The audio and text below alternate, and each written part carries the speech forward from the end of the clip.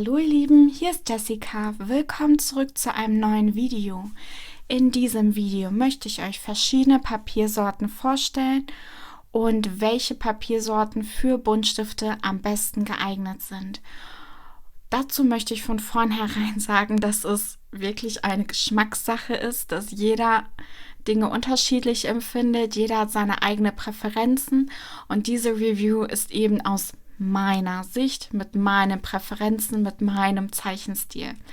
Aber ich werde zu jedem Block versuchen zu erklären, warum ich es so empfinde und zu erklären, wie es sich anfühlt, mit den Stiften darauf zu malen, um euch so gut wie möglich das Papier nahe zu bringen. Ich versuche objektiv zu sein, aber natürlich werde ich auch meine eigene Meinung mit einfließen lassen und euch einen Ausschnitt zeigen, wie ich da drin gemalt habe, damit ihr vielleicht einen besseren visuellen Eindruck bekommt. Ja, gerade zu dieser Zeit ist es vielleicht ganz gut, diese Review zu machen, weil unglaublich viele Künstler kostenlose Malvorlagen bei sich auf den Websites zur Verfügung gestellt haben für diejenigen, die eben wegen Corona zu Hause sind und um eine Beschäftigung für diese Leute, eine Art Seelentherapie zur Verfügung zu stellen. Und ich finde das eine unglaublich tolle Sache und ich werde auch unten in der Infobox ein paar Links reinstellen, wo ihr diese Freebies, diese kostenlosen freien Vorlagen herunterladen und ausdrucken könnt. Und jetzt testen wir einfach mal das Papier, um zu schauen, auf welchem Papier es am besten funktioniert. Ich habe insgesamt 8 Blöcke, die ich euch vorstellen möchte. Und in dieser Review gehe ich von dem Block mit dem glattesten Papier zu dem Block mit dem rauesten Papier. Und ich werde sowohl die Prismacolors als auch die Polychromos auf beiden Blöcken testen.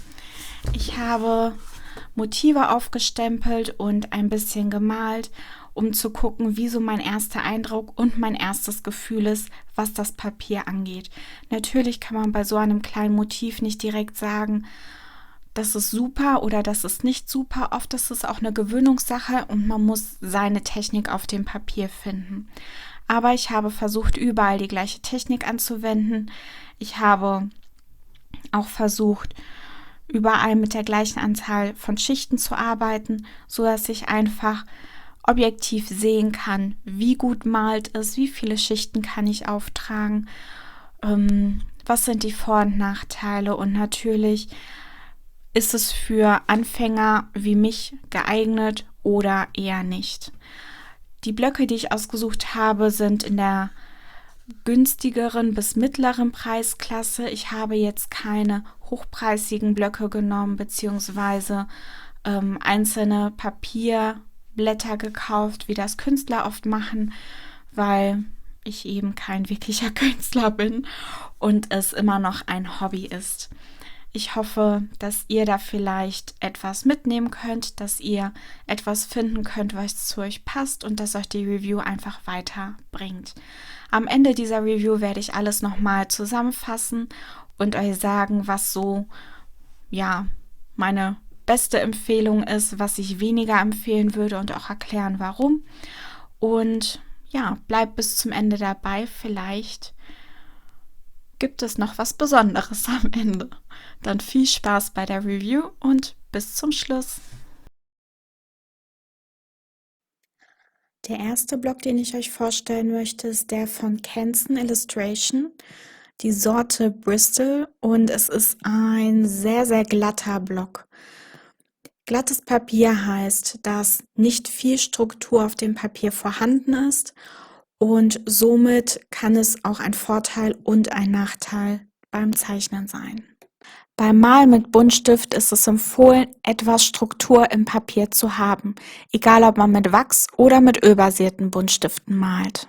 Wachsbasierte Buntstifte brauchen ein bisschen Struktur, einfach weil dieser wachsige Abrieb die Lücken in dem Papier füllt und man somit in der Lage ist, mehrere Schichten aufeinander zu legen, ohne dass das Papier zu schnell übersättigt. Basierte Stifte, wie zum Beispiel die Polychromos, haben eine etwas härtere Mine und neigen dazu, bei dem Malen eben die Struktur des Papiers glatt zu drücken. Und damit man vorher etwas Struktur hat und damit auch die Möglichkeit, mehrere Schichten aufeinander zu legen, ist eben strukturreicheres Papier von Vorteil, egal ob man jetzt mit Öl oder mit wachsbasierten Stiften malt. Das einmal vorab als Allgemeinwissen, bevor ich jetzt bei jedem Papierblock in die Tiefe gehe. Ich teste zuallererst hier die Prismacolors und mir ist direkt aufgefallen, dass der Farbauftrag sehr, sehr leicht ist. Aber wenn man versucht, mehrere Schichten übereinander zu legen, stößt man schnell an seine Grenzen, weil das eben bei diesem glatten Papier nicht gut funktioniert. Die Wachsschichten bauen sich sehr, sehr schnell auf und man bekommt keine Farbe mehr auf das Papier. Ein Vorteil ist, dass man diese nervigen weißen Pünktchen oder Körnchen, die eben bleiben, wenn die Struktur des Papiers nicht gefüllt wird, hier bei diesem Block nicht sichtbar sind. Da das Papier so glatt ist, füllt man schon mit der ersten Farbschicht die komplette Struktur des Papiers und es ergibt ein sehr, sehr ebenmäßiges Bild, ohne diese nervigen Körnchen zu haben. 2 bis 3 Farbschichten kann man hier eigentlich ganz gut übereinander legen, wobei ich sagen muss, dass ich persönlich eine sehr schwere Hand habe. Das heißt, wenn ihr super leicht malt, werdet ihr 3 bis 4 Farbschichten ohne Probleme aufeinander legen können. Die Prismacolors sind sehr farbintensive Stifte, deswegen ist hier auch die Farbgebung auf dem Papier eigentlich ganz in Ordnung. Allerdings, wenn man mehrere Schichten aufeinander legt, strahlen die Farben umso intensiver. Gerade bei den Grüntönen ist mir aufgefallen, dass das Endresultat sehr viel blasser ist, als ich das bei den anderen Projekten gesehen habe.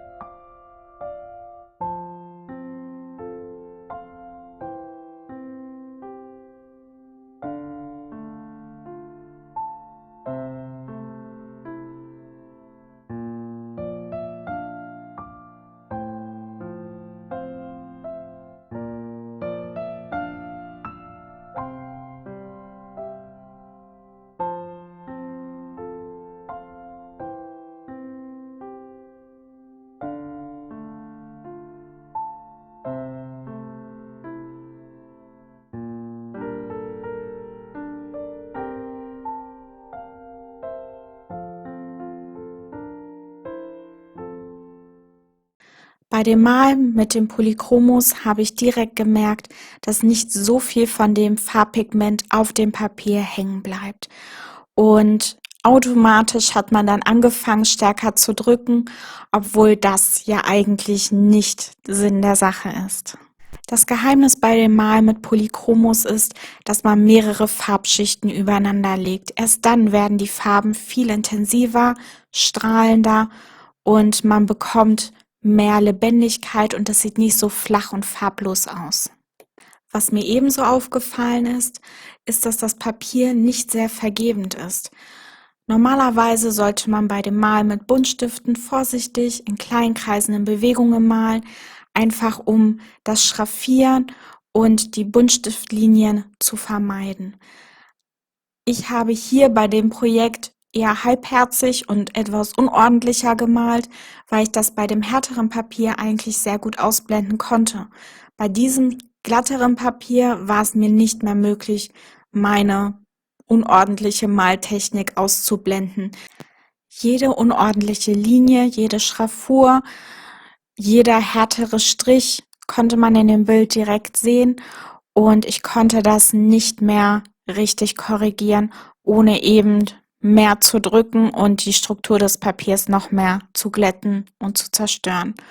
Und somit ist mir auch die Möglichkeit genommen worden, Fehler, die ich hatte, auszubügeln. Zum Schluss ist mir im Vergleich zu den Prismacolors aufgefallen, dass eben die Farbintensität bei den Polychromos sehr, sehr schwach war. Es sah aus, als hätte ich mit sehr günstigen Buntstiften gemalt und dadurch, dass ich auch wirklich nicht viele Farbschichten hier benutzen konnte, hat das Bild eben keine so strahlende Qualität bekommen.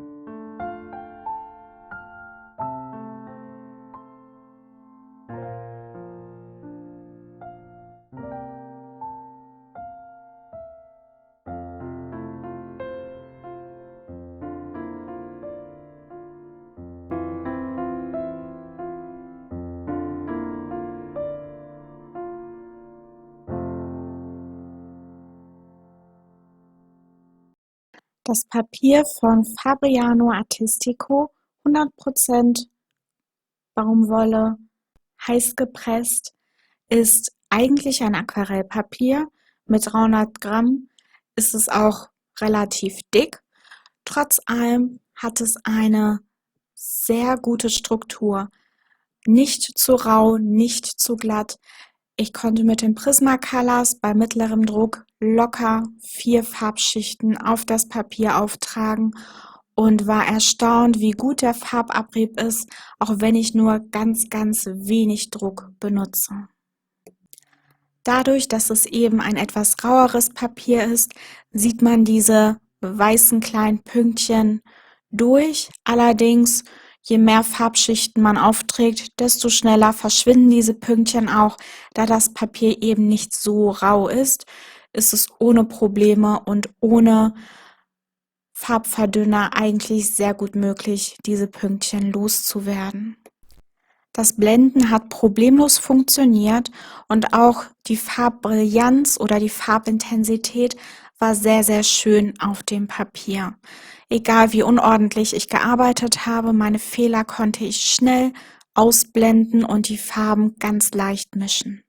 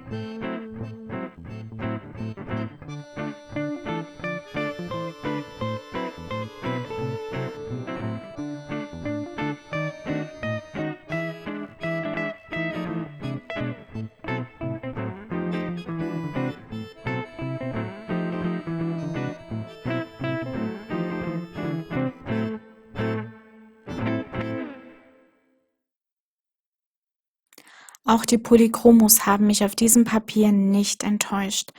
Ich konnte ganz locker 4, 5, 6 Farbschichten übereinander legen und immer noch gut blenden.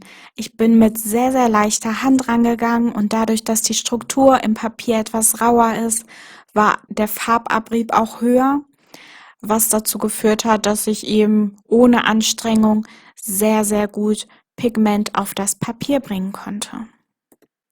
Diese weißen Pünktchen, von denen ich immer rede, also diese Rillen im Papier, die sich noch nicht mit Farbe gefüllt haben, habe ich hier in dem Bild auch nicht beseitigt, aber ich habe in einem Test außerhalb des Bildschirms mal geschaut und je mehr Farbschichten man aufträgt, umso mehr verschwinden diese Pünktchen eben. Und wenn man zum Schluss die Burnishing-Methode verwendet, also ganz, ganz doll mit dem Stift aufdrückt, zerstört man ja die Struktur des Papiers, also glättet man das Papier aus und diese weißen Pünktchen verschwinden. Was die Farbintensität und das Pigment betrifft, sind die Polychromos hier dem Prismacolors in nichts hinterher. Die Farben erscheinen hier genauso strahlend, weil man viele Schichten auftragen kann, was eben die Farbintensität aufbaut und das mit leichter Hand und ohne Probleme. Das Papier empfand ich als ein bisschen rau, aber nicht zu rau und als ein guter Allrounder für Aquarell, Aquarellstifte, wachsbasierte Stifte, ölbasierte Stifte oder zur Not sogar Marker, obwohl ich Marker eher auf glattem Papier verwenden würde, weil eben raueres Papier die Fasern bei den Markern zerstört. Ich habe hier den kleinen Block mit einer Größe von 12,5 mal 18. Allerdings gibt es den Block auch in größeren Größen und man kann ihn sogar als einzelne Blätter kaufen. Allerdings wurde mir gesagt, dass die einzelnen Blätter, die einzelnen Bögen sich ein bisschen anders anfühlen, sich ein bisschen anders verhalten als die Papiere in den Blöcken. Ich weiß nicht, ob die Herstellung anders ist, aber das habe ich durch Hörensagen aus anderen Quellen entnehmen können.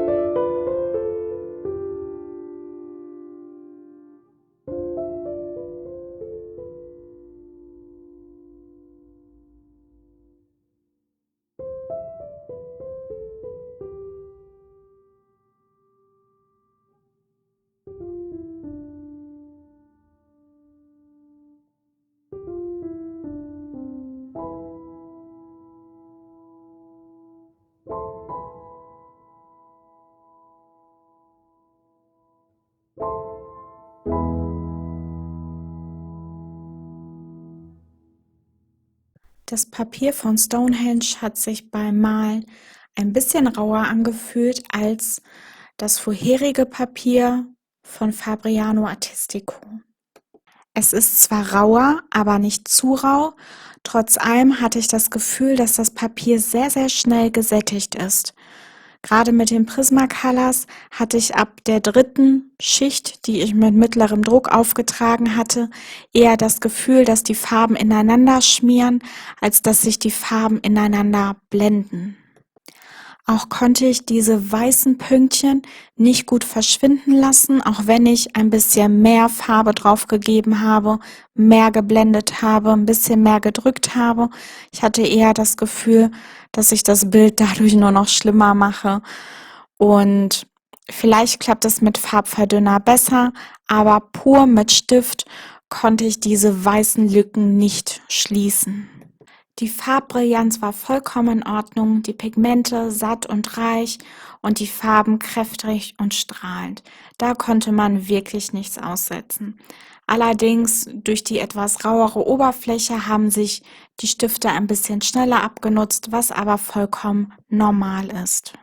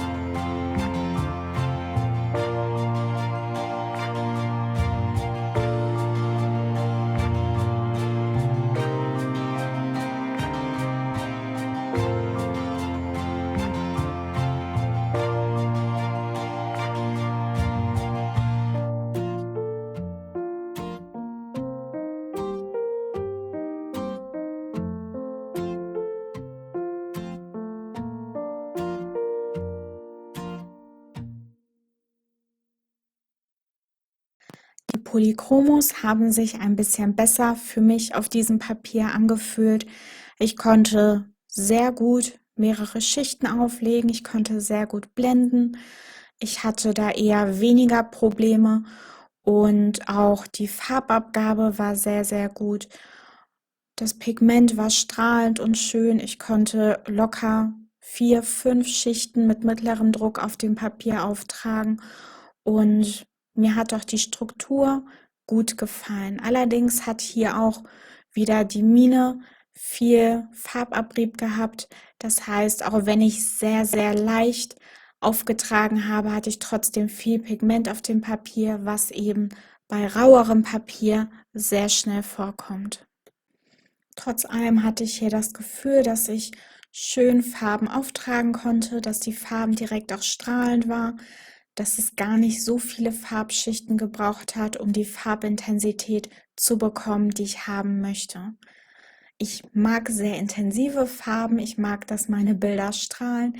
Deswegen hat es mich hier überrascht, dass die Farbintensität mit den wenigen Farbschichten denen der Prismacolors sehr, sehr nahe kam.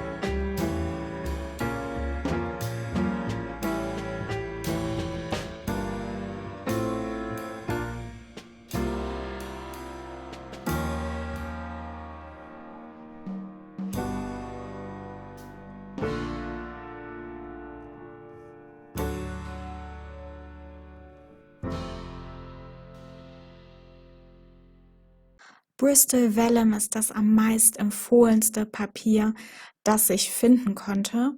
Und ich muss sagen, das hat auch seinen Grund. Es war sehr angenehm, mit den Prismacolors darauf zu malen.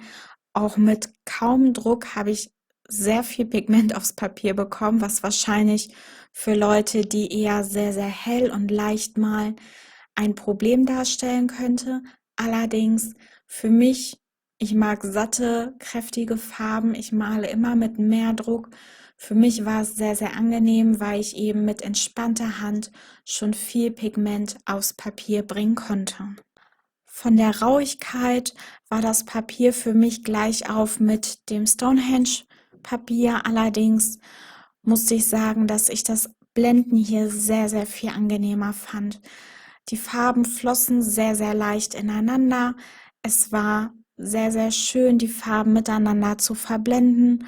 Und ich hatte hier keine Probleme mit Schmieren. Wirklich ein angenehmes Ineinanderblenden. Und für mich ein tolles Papier. Auch die Farbbrillanz war richtig schön. Die Farben waren satt, sahen nicht stumpf aus und man kann hier wirklich überhaupt nicht meckern. Ich konnte mit den Prismacolors ohne Probleme 6 leichte Schichten übereinander legen und somit diese weißen Pünktchen problemlos vom Papier entfernen.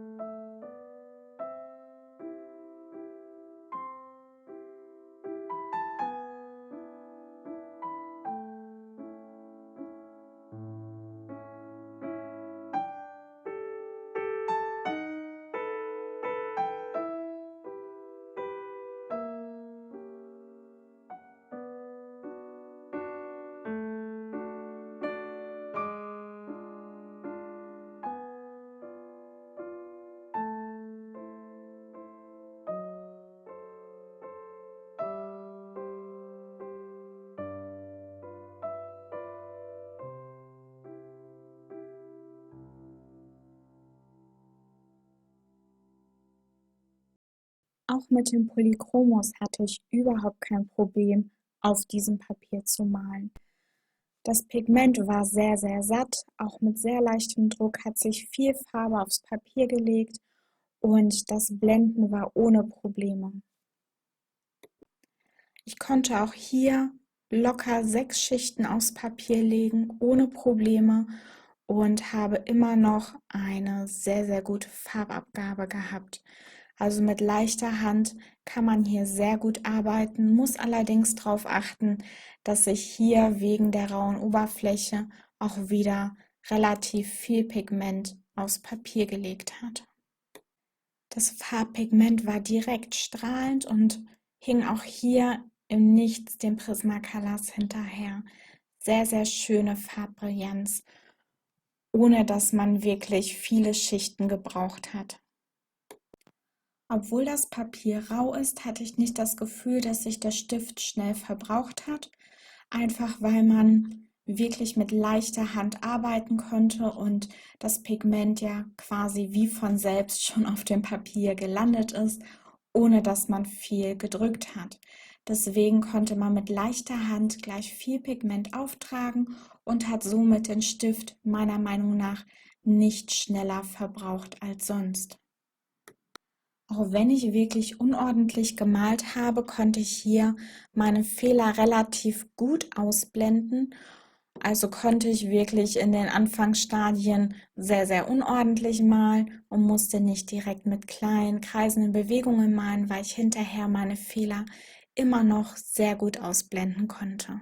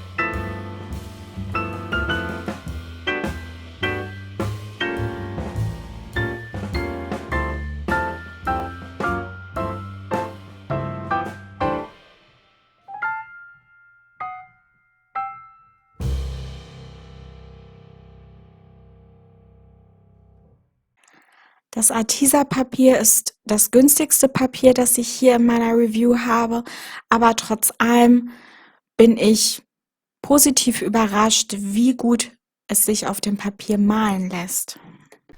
Obwohl das Papier relativ rau ist, ist die Abnutzung der Mine hier bei den Prismacolors besser als erwartet. Auch mit leichtem Druck lässt sich hier wirklich schön Pigment aufs Papier bringen und man kann ganz locker mehrere Schichten übereinander legen. Egal wie unordentlich ich male, ich kann mit der nächsten Schicht meine Fehler ganz locker ausblenden und komme wirklich schnell voran mit dem Malen. Also das Blenden auf diesem Papier ist auch kein Problem und funktioniert wirklich einwandfrei.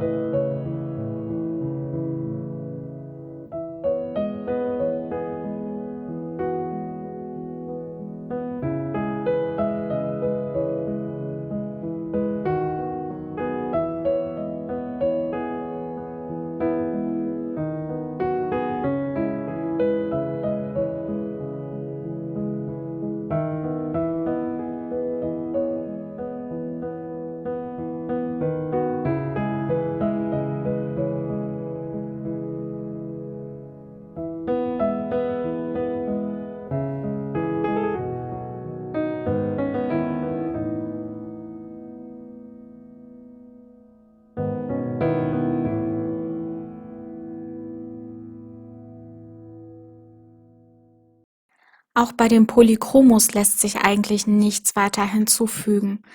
Das Auftragen der Farbe ist problemlos, das Blenden einwandfrei und es macht wirklich Spaß, mit den Stiften auf dem Papier zu arbeiten. Da das Papier rauer ist, habe ich hier versucht, mit Farbverdünner zu arbeiten und sowohl die Polychromos als auch die Prismacolors haben sich super mit Farbverdünner hier auf dem Papier bearbeiten lassen. Allerdings ist das Papier etwas auf der dünnen Seite mit 130 Gramm, deswegen sollte man aufpassen, was für Projekte man darauf malen möchte und wie viel Farbverdünner man benutzt.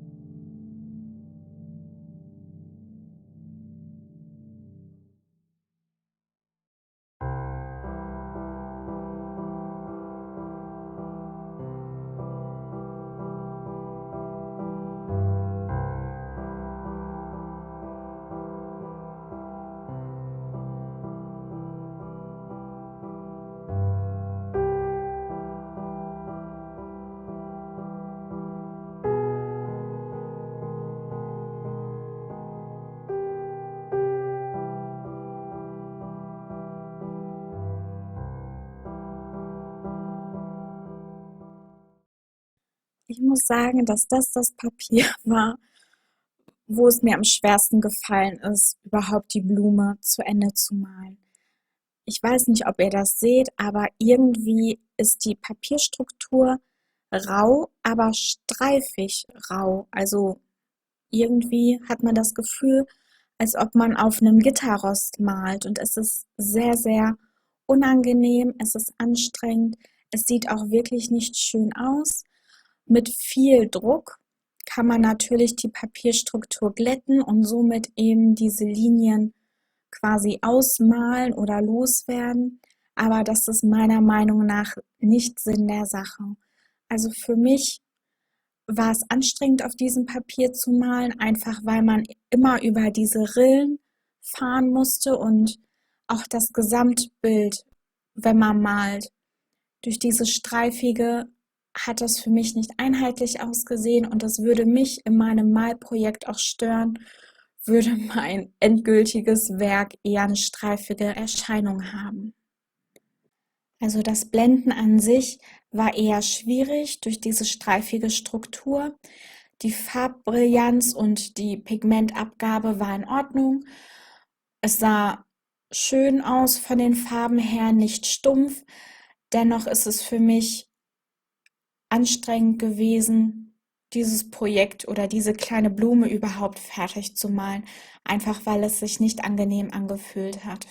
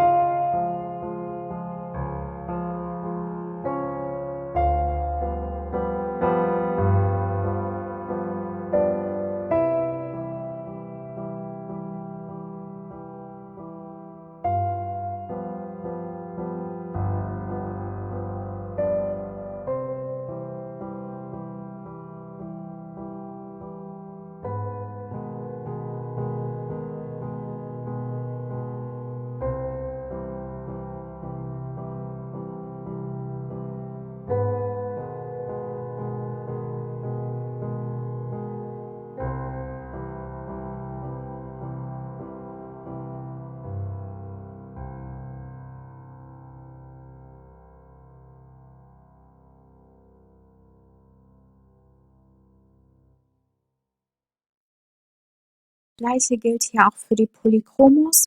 Obwohl die Mine der Polychromos härter ist und man somit eben die Struktur ein bisschen besser ausgleichen konnte, war es für mich nicht angenehm, auf diesem Papier zu malen. Was mir auch aufgefallen ist, war, dass die Farbintensität mit den Polychromos eher schwach war. Das heißt, auch wenn ich schon 3 Schichten auf dem Papier hatte, sahen die Farben für mich trotzdem noch nicht strahlend genug aus. Wahrscheinlich mit 4, 5 Schichten hätte ich mein Ziel erreicht, aber warum Papier nehmen, das einem schwerer von der Hand geht, wenn es auch Besseres gibt?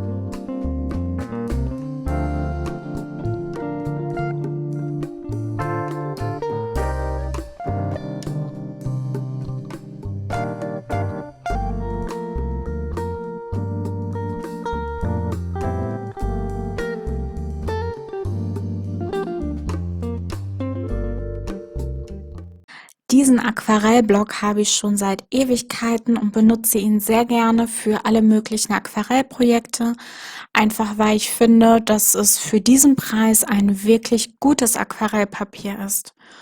Und geplant war es eigentlich nicht, ihn mit in die Auswahl zu nehmen, aber ich dachte, warum nicht? Und ich bin positiv überrascht. Also wirklich positiv überrascht, wie gut die Prismacolors mit diesem Papier klarkommen. Es ist etwas rauer, es ist kaltgepresstes Aquarellpapier im Gegensatz zu heißgepresstem Aquarellpapier, also ein deutlicher Unterschied. Aber das Auftragen der Farben war sehr angenehm, das Blenden war super und obwohl die Struktur sehr, sehr rau ist, muss ich auch sagen, dass die Abnutzung in Ordnung war. Ich hätte es sehr viel schlimmer erwartet, dass ich ungefähr alle 2 Minuten meinen Stift anspitzen muss. Aber obwohl das Papier so rau war, war es von der Abnutzung her vollkommen in Ordnung. Auch hier eher ein Papier, wo man wahrscheinlich zwischendurch mit Farbverdünner arbeiten muss, einfach um das Pigment auch in diese ganzen Rillen reinzulösen, damit man nicht diese weißen Körnungen sieht. Trotz allem ein tolles Allrounder-Papier, sowohl für Aquarell geeignet als auch für Buntstiftzeichnungen.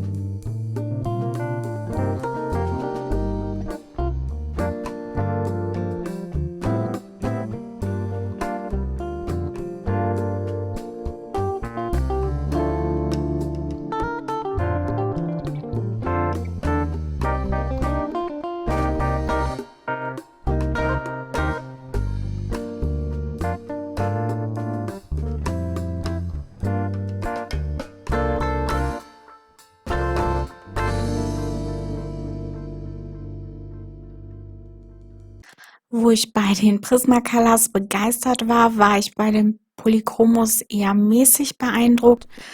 Der Farbabrieb war in Ordnung, das Blenden war auch in Ordnung. Was mich ein bisschen gestört hat, war die Farbintensität. Irgendwie wirkten die Farben stumpf, obwohl ich mehrere Farbschichten aufgetragen habe und sogar hinterher nochmal offscreen drangegangen bin und noch ein bisschen nachgemalt habe. Also so ab der 5. Farbschicht hat man dann eine Farbbrillanz gesehen, was ich eben bei anderen Papieren sehr viel einfacher hinbekommen habe. Ich fand es vom Auftragen her, vom Blenden her angenehm und ja, ich konnte gut damit arbeiten. Allerdings sehe ich gute Ergebnisse gerne früher und stecke nicht so viel Zeit da rein. Aber wer Papier sucht, wo man wirklich Schicht um Schicht um Schicht auftragen kann, der ist mit diesem Papier eigentlich sehr, sehr gut aufgestellt. Und zu dem Preis kann man wirklich nicht meckern.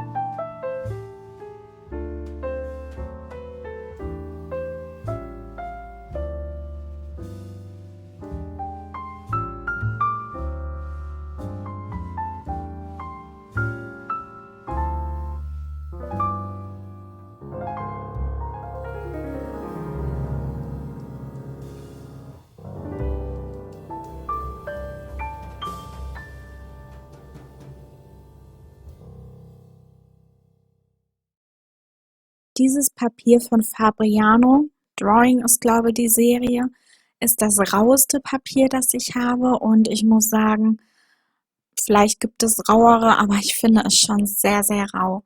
Mit den Prismacolors war das Auftragen der Farben eigentlich ganz gut. Dadurch, dass das Papier so rau ist, hat man natürlich relativ viel Pigment schnell auf dem Papier. Aber diese weißen Lücken, die man sieht, lassen sich sehr, sehr schlecht schließen. Also hier ist es wirklich wichtig, wenn man mit Farbverdünner arbeitet, dass man auch wirklich Farbverdünner benutzt. Und wenn man keinen Farbverdünner benutzen möchte, dann sollte man Papier nehmen, das eine weniger raue Struktur hat. Wie eben erwähnt, das Auftragen der Farben war eigentlich kein Problem, ging relativ leicht von der Hand. Man musste sogar eher vorsichtig sein, wenn man weniger Pigment haben möchte, dass man wirklich ganz, ganz federleicht übers Papier geht. Allerdings bei mir, ich mag kräftige Farben, deswegen ging das ganz gut. Das hat super gepasst für mich und auch das Blenden war top. Also wirklich ohne Probleme ineinander blenden. Ich konnte unordentlich arbeiten. Mit der nächsten Schicht habe ich meine Fehler immer noch super ausblenden können. Auch die Farbbrillanz auf dem Papier war richtig toll. Die Farben strahlen und man kann wirklich nichts aussetzen. Für mich persönlich wäre das Papier nichts, weil es eben so rau ist und ich eher weniger Farbschichten benutze. Aber für Leute, die mit wirklich vielen Schichten arbeiten, die diese Raustruktur brauchen, um wirklich mehr Pigment aufs Papier zu bringen, für die ist es wirklich eine klare Empfehlung für mich. Wenn man eben mit Farbverdünner arbeiten möchte, funktioniert das hier wunderbar.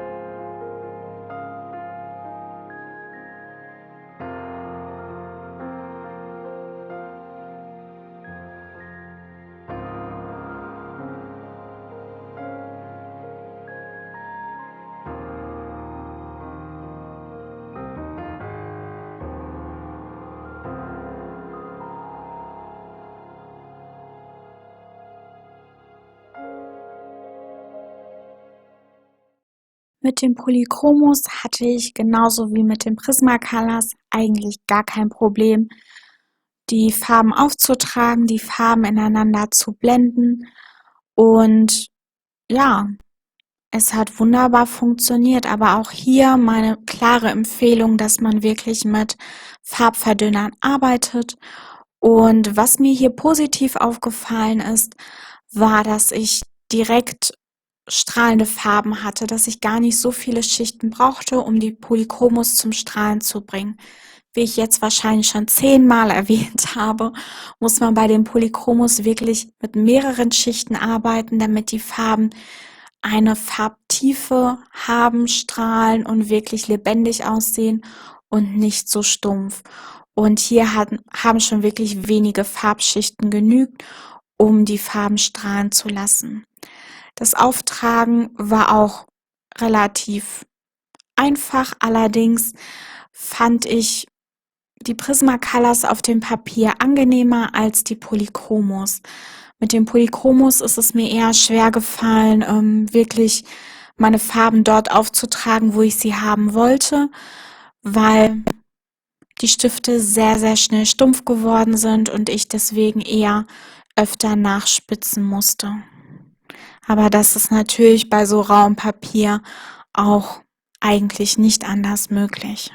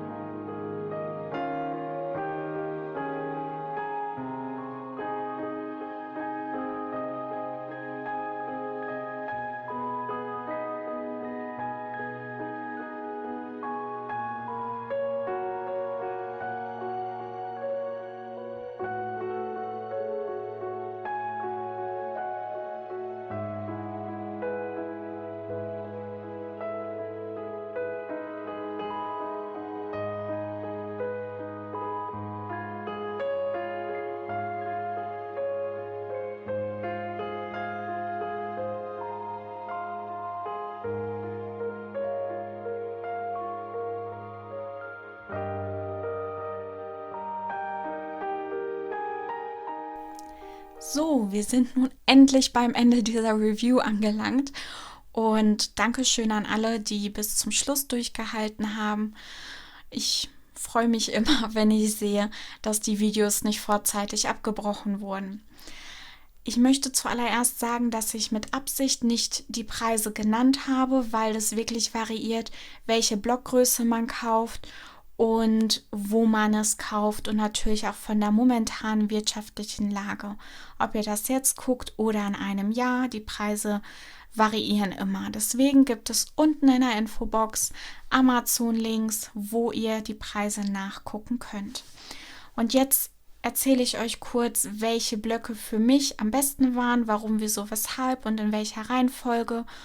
Und ja, fangen wir einfach mal an. Also mein absoluter Favorit war das Fabriano Artistico Papier. Das ist heißgepresstes Aquarellpapier. Und ich muss sagen, das hat mir wirklich am besten gefallen. Es war für mich nicht zu rau, nicht zu weich. Ich konnte wirklich sehr, sehr gut blenden. Und das wäre auch ein Papier, das ich mit Aquarellstiften benutzen würde und wo ich auch mit normaler Aquarellfarbe mal ausprobieren würde, wie es mir so gefällt. Aber für meine Maltechnik, das heißt, ich male eher mit etwas mehr Druck. Ich benutze immer so 3, 4, 5 Farbschichten. War es eigentlich das perfekte Papier, auch weil ich hier wirklich keinen Farbverdünner benutzen muss, um auf das Ergebnis zu kommen, das ich haben möchte. Die Farbbrillanz war super, sowohl bei den Prismacolors als auch bei den Polychromos, und ich kann mich null beschweren. Das Papier hat mir persönlich wirklich am besten gefallen. Danach kommt Bristol Vellum und ich fand es sehr, sehr ähnlich zu dem Fabriano Artistico, allerdings ein bisschen rauer, was gar nicht so schlecht ist, wenn man ein bisschen mehr Farbtiefe haben möchte, das heißt auch mehr Schichten auftragen möchte. Auch hier relativ dickes Papier, nicht so dick wie das Fabriano Artistico. Das hier hat 270 Gramm und das Fabriano Artistico hat 300 Gramm. Ein bisschen dünner, aber dennoch eine gute Dicke zum Malen. Auf dem dritten Platz ist für mich der Artisa Block und das ist, wie vorher auch erwähnt, der preisgünstigste Block hier in der Review. Allerdings war ich am Kämpfen, ob ich den Block wirklich auf den dritten Platz nehme oder auf den vierten, einfach weil ich das Papier sehr, sehr dünn finde. Mit 130 Gramm ist es ja eigentlich nur minimal dicker als Kopierpapier und auch sehr durchscheinend, und ich weiß, wenn man wirklich mit mehreren Farbschichten darauf malt, wird sich das Papier wellen und verformen. Deswegen rutscht das Papier für mich zwischen 3 und 4. Ich konnte mich wirklich nicht entscheiden. Ich glaube, es ist nur auf dem dritten Platz gelandet, weil ich wirklich mit den Polychromos als auch mit den Prismacolors hier sehr, sehr gut drauf malen konnte. Deswegen ist für mich auf dem vierten Platz das Canson Aquarellpapier. Für mich ist das wirklich ein Allrounder-Papier. Ich kann hier sehr gut mit Aquarell drauf arbeiten. Ich habe hier auch schon einige Aquarellprojekte drin gemacht und auch so andere Sachen, wie man sieht. Und ja, wirklich ein Papier, was mich bei den Polychromos sehr überzeugt, bei den Prismacolors sehr überzeugt hat. Wobei ich bei den Polychromos ja eher ein bisschen mehr Schwierigkeiten hatte, wirklich strahlende Farben zu bekommen. Deswegen leider auf dem vierten Platz. Aber dennoch für mich vor dem Fabriano Drawing, einfach weil ich das Drawing-Papier sehr, sehr rau fand. Und ich habe da schon ein paar Projekte, sieht man das? Ich habe damit schon ein bisschen gearbeitet. Hier habe ich ein Pfirsich mal gemalt mit den Prismacolors und auch ein paar andere Sachen gemacht. und mit Farbverdünner wirklich ein tolles Papier. Allerdings für meinen Malstil, das heißt schnell und einfach, ohne viel Aufwand, ist es leider nicht so geeignet. Aber für Leute, die raues Papier suchen, kann ich das wirklich nur empfehlen.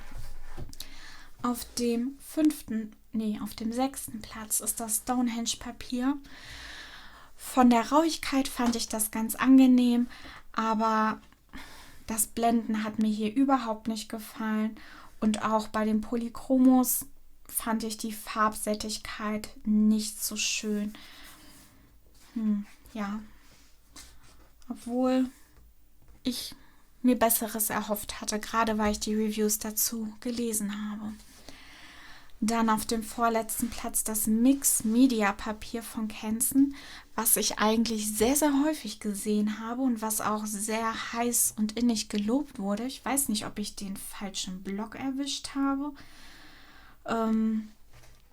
Das Papier ist mit 300 Gramm relativ dick, keine Frage, was ich auch gut finde. Nur diese streifige Struktur, die ich auch schon bei der Review erwähnt habe. Ihr seht das hier wahrscheinlich im Bild. Diese streifige Struktur hat mich wahnsinnig gemacht und ich konnte kaum abwarten, diese Seite fertig gemalt zu haben, weil ich damit überhaupt nicht klarkomme. Also leider auf dem vorletzten Platz für mich. Ich würde da auch ich würde mit Markern auch nicht drauf malen, das ist mir zu rau. Ich weiß gar nicht, mit welchen Stiften ich darauf malen würde. Leider nicht mein Fall gewesen. Dann auf den letzten Platz ist für mich das Bristol Illustration Paper von Canson.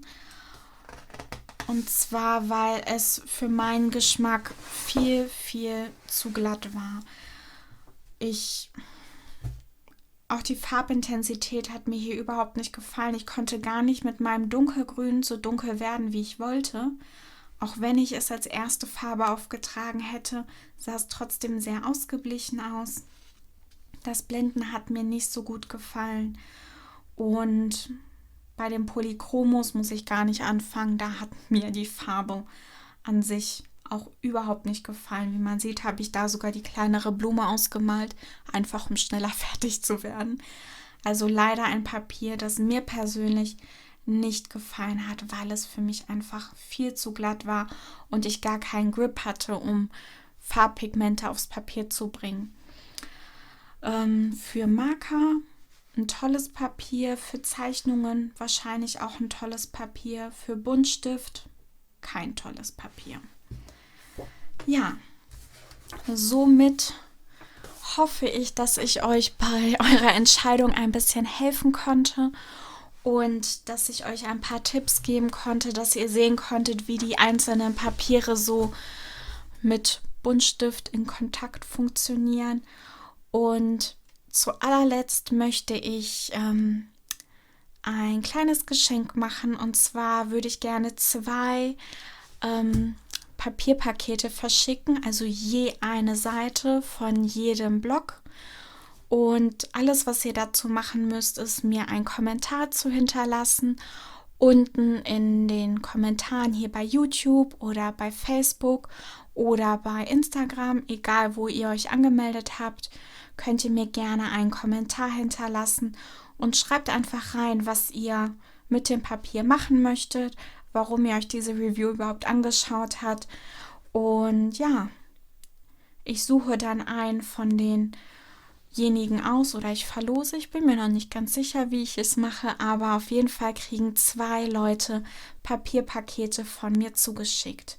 Ihr habt bis zum Sonntagabend Zeit. Meine Videos werden ja immer Freitag reingestellt und ihr habt also quasi 2 Tage Zeit. 3 Tage. Den Freitag, den Samstag und den Sonntag habt ihr Zeit, um Kommentare zu hinterlassen. Dann danke ich euch fürs Reinschauen, danke fürs Durchhalten und ja, wir sehen uns beim nächsten Video. Tschüss!